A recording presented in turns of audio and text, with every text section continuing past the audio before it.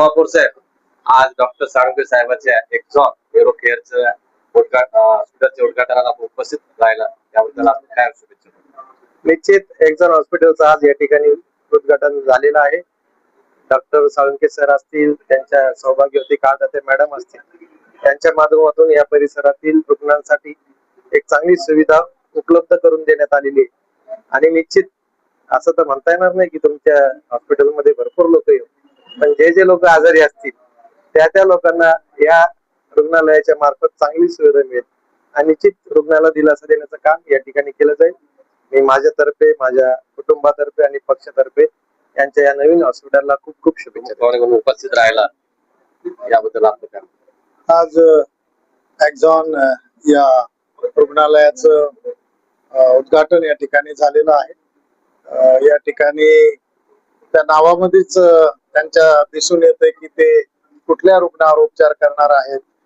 कारण की आपल्याला माहित आहे की शहरामध्ये काही प्रख्यात न्यूरोलॉजिस्ट या ठिकाणी यापूर्वीच प्रॅक्टिस करत आहेत, परंतु डॉक्टर साळुंखे सर असतील, त्यांच्या सौभाग्यवती आहे, त्यांची सर्व टीम आहे, ही अत्यंत तज्ञ टीम या ठिकाणी काम करणार आहे. आणि मेंदूचे आजार असतील, स्पाईनचे आजार असतील, त्याला आम्ही मज्जातंतू म्हणतो, याच्या संदर्भामधले जे आजार असतील तर त्या रुग्णांसाठी एक फार मोठी चांगली सुविधा या शहरामध्ये झालेली आहे.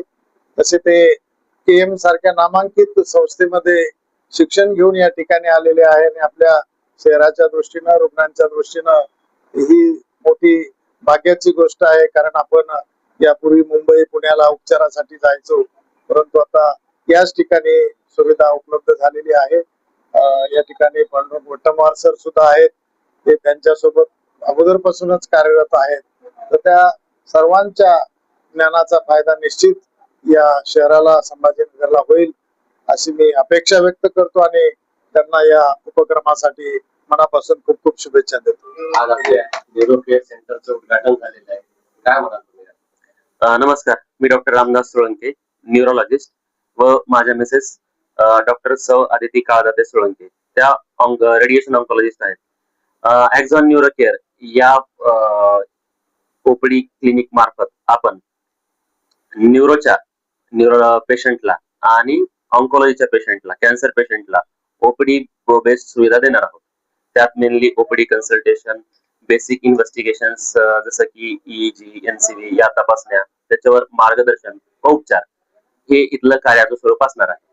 सर, आपण ऑलरेडी शहरात, आपण मॅडम शहरात परिचय आहे, आपण वट्टमवार साहेबांच्या हॉस्पिटलमध्ये काम करताय, मॅडम कृपामध्ये त्यांना बघितलेलं आहे काम करताना. काय अनुभव आहे तुम्हाला शहरात? छत्रपती संभाजीनगर या शहराची म्हणजे लोकसंख्या जास्त आहे, तसेच मराठवाड्यातील ऑलमोस्ट सगळ्या जिल्ह्यांचा ड्रेन पेशंटचा प्रवाह इथे आहे. तसेच बुलढाणा, जळगाव किंवा अहमदनगर अशा जिल्ह्यांचा पेशंटचा, रुग्णांचा प्रवाह इथं आहे. त्यामुळे इथं हॉस्पिटलची संख्या जास्त आहे आणि तेवढी आवश्यक आहे.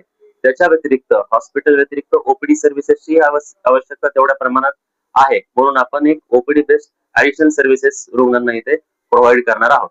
शहरात न्यूरोसर्जनची संख्या फार कमी आहे. आता त्या दोन्ही काय काय नवीन नवीन टेक्निक यामध्ये आलेली सर्जरी करताना, फिजिशियन काम हाताळताना? न्यूरोलॉजिकल डिसऑर्डर म्हणजे न्यूरोलॉजी संबंधी आजार याच्यात तपासण्या, म्हणजे निदान साठी जे तपासण्या असतात, EEG किंवा NCV, या तपासण्या आपण आपल्या क्लिनिक मध्ये करणार आहोत व पेशंटचे योग्य निदान करून त्यावर योग्य उपचार करण्यासाठी पेशंटला त्याची मदत होईल. तर आपल्या क्लिनिक मध्ये आपण EEG, NCV, VEP, RNS यासारख्या विविध न्यूरोलॉजिकल तपास, spinal cord disorder, peripheral neuropathy, headache, migraine, myopathy या सर्व आजारांचे निदान उपचार करणार आहोत. आणि मॅडम रेडिएशन ऑन्कॉलॉजिस्ट आहेत, तर कॅन्सर संबंधी आजारांचे निदान उपचार जसं की ब्रेन ट्यूमर, इसोफेगस किंवा oropharyngeal malignancy, oesophageal cancer, GI cancer, breast cancer, किडनीचे कॅन्सर, मूत्राशयाचे कॅन्सर किंवा जेनेटल कॅन्सर किंवा इतर सगळ्या प्रकारच्या कॅन्सरचे निदान उपचार या संबंधी इथे मार्गदर्शन केले जाईल. हॉस्पिटलचा पत्ता आणि phone number? Exon neuro care, A2 row house, Chanakyapuri, D मार्टच्या अपोजिट साइडला, दर्गा रोड, छत्रपती संभाजीनगर. पण आपण जगात देशात बघतो कॅन्सरचे निदानावर किती तपासण्या सुरू आहे, काय काय नवीन नवीन येत आहे. आपल्याला काय वाटतं, आपण जे टेक्निक हाताळतात, उपचार करतात, त्याबद्दल नवीन काय आलेलं आहे कॅन्सर? सगळ्यात पहिले कॅन्सर म्हणलं की सगळेजण खूप घाबरतात. कॅन्सर म्हणलं की स्क्रीनिंग करण्यासाठी पण येत नाही. फिमेल्सला जेव्हा छोटीशी गाठ आहे किंवा मेल्स जरी असतील, तोंडात एखादी जखम आहे, तर कोणीच हॉस्पिटल पर्यंत जाण्यासाठी घाबरतात. तर क्लिनिक बेस्ड जेव्हा आपण प्रॅक्टिस करतो त्यावेळेस पेशंटला जेव्हा क्लिनिक छोटा आहे, काही काही जणांना मोठ्या सेटअपची फार भीती असते की मोठं हॉस्पिटल आहे, कॅन्सरचं हॉस्पिटल आहे, तर खूप तपासण्या केल्या जातील. स्क्रीनिंग हा एक जो प्रकार असतो ज्यामध्ये आपल्याला अर्ली डायग्नोसिस म्हणजे कॅन्सर पूर्व तपासण्या, यामधनं आपल्याला कॅन्सर होण्यापूर्वी बऱ्याचशा गोष्टींचे निदान लागतं की आपल्याला भविष्यात कॅन्सर होऊ नये यासाठी आपण काय प्रिकॉशन्स घेतले पाहिजे. तर ते आपण या ठिकाणी करणार. फिमेल्स असो मेल्स असो, यांचे जे कॅन्सर पूर्वीच्या ज्या तपासण्या आहेत त्या आपण या ठिकाणी करणार आहोत. एक लेडीज डॉक्टर म्हणून तुम्हाला काय अनुभव? येस, लेडीज डॉक्टर म्हणून फिमेल्स ज्या आहेत त्या ब्रेस्ट मध्ये जर गाठ आहे किंवा पिशवीच्या तोंडाचा कॅन्सर आहे, ह्या खूप लेट स्टेज मध्ये डायग्नोस होतात. कारण की फिमेल्स लाजेपोटी हॉस्पिटल पर्यंत जातच नाही आणि जेव्हा ते स्टेज 4 ला डायग्नोस होतं त्यावेळेस ऑलरेडी आपल्या हाताबाहेर कंडिशन गेलेली असते. गोष्टी एवढ्या ऍडव्हान्स आहेत, मी ज्या ठिकाणी काम करते तिथल्या मशीन्स एवढ्या ऍडव्हान्स आहेत की ऑपरेशनची गरज सुद्धा लागू शकत नाही. किमोथेरपी, रेडिएशन, ऑपरेशन्स यामुळे कॅन्सर आता पूर्णपणे बरा होऊ शकतो. पुणे मुंबईच्या तुलनेत आपल्या छत्रपती संभाजीनगरमध्ये काय डिफरन्स आहे रेटमध्ये उपचार करताना? पुणे आणि मुंबई हे आधीच्या काळात असं होतं की पुण्या मुंबईला गेल्यावरच उपचार शक्य आहेत, पण आम्ही एवढ्या कॉन्फिडन्सली आता म्हणजे एवढा कॉन्फिडेंटली सांगू शकतो की जेवढे पण ऑन्कोलॉजिस्ट छत्रपती संभाजीनगरमध्ये आहेत त्यांच्या वतीने मी तुम्हाला खूप कॉन्फिडेंटली सांगू शकते की आपल्या संभाजीनगरमध्ये अशी कुठलीच टेक्निक आता नाहीये जी कॅन्सरसाठी अवेलेबल नाही.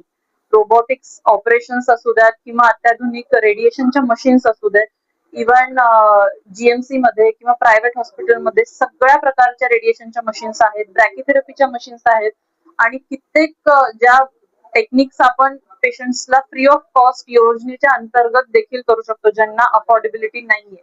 तर कॅन्सर म्हणलं तर घरी बसण्यापेक्षा एकदा हॉस्पिटल्स मध्ये जा आणि ट्रीटमेंटला सुरुवात तर करून बघा.